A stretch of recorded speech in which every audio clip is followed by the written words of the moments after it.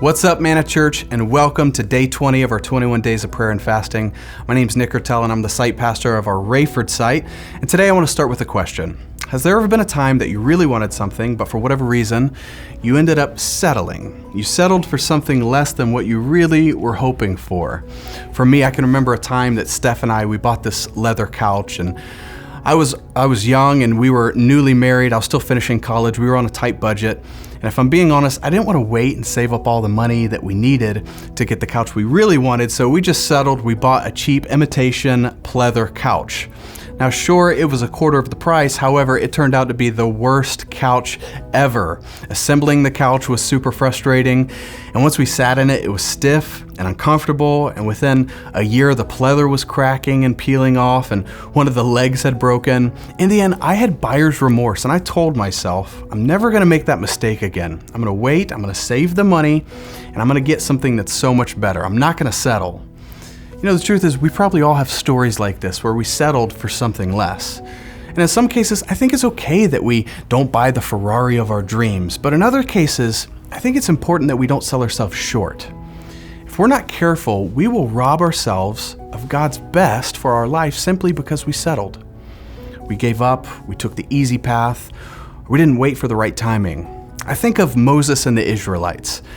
You know, Moses had just led the people of Israel out of Egypt, out of slavery, and God's leading them into the promised land. And on the journey, they're experiencing some of the blessings from God. You know, their sandals didn't wear out, and God's sending manna from heaven, and Moses parted the Red Sea. But somewhere along the way, the people lost sight of where God was taking them, and he confused his blessings for his promise. They probably thought, you know, I'm seeing blessings of God all around me. This is probably as good as it gets. And forgetting what lied ahead of them, in their hearts, they began to settle. Like, this is okay. This isn't so bad. It's not as bad as it used to be. But here's the problem. That feeling, it doesn't last very long, because the moment we settle for less than what God has for us is the moment that we begin to rob ourselves, and slowly but surely discontentment will settle in. And that's exactly what happened to the Israelites. They lost sight of where God was taking them. They settled for the blessings instead of the promise, and ultimately they did grow discontent. So much so that they actually saw the old days, the past days, as the good days. In fact, Numbers chapter 14 says this: all the Israelites grumbled against Moses and said, if we had only died in Egypt. Wow, just a couple verses later, it says, we should choose a new leader and go back to Egypt. They were so discontent with where they were, they literally wanted to go back to slavery. And it's all because they settled for less. Their hearts were so far gone that they were ready to choose persecution instead of the promise. I think this is so typical for us as humans. Left to ourselves, we often choose what's familiar over what requires faith. Maybe for you, what's familiar is the good old days. Maybe you think back to the good old days, or maybe it's right where you are right now. Maybe you think, I have a good life. I don't have much to complain about. I'm content with the blessings that God gives me. But let me challenge you, don't settle there. Don't settle for good when God has great things in store for you. Remember, the best is yet to come. And as long as you're still breathing, God has more for you.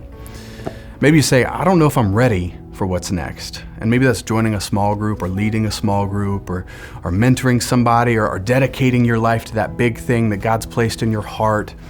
Maybe you say, I feel inadequate, and I feel like I'm not good enough. Listen, flush all of that. That's not the voice of God. God doesn't call the qualified, he qualifies the called, which means if he's called you, then he will meet you right where you are and develop you into the person that he's calling you to be. You just got to take the next step forward, whatever that looks like for you.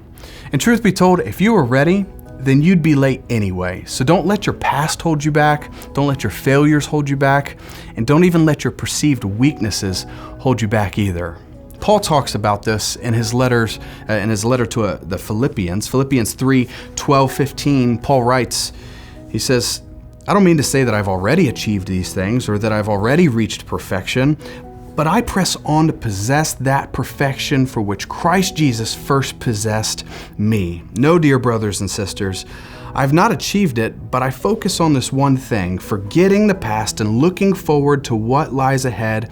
I press on to reach the end of the race and receive the heavenly prize for which God, through Christ Jesus, is calling us. Let all who are spiritually mature agree on these things.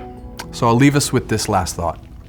A mark of maturity is to not settle, but to press on with God and experience the fullness of His purpose for each of our lives.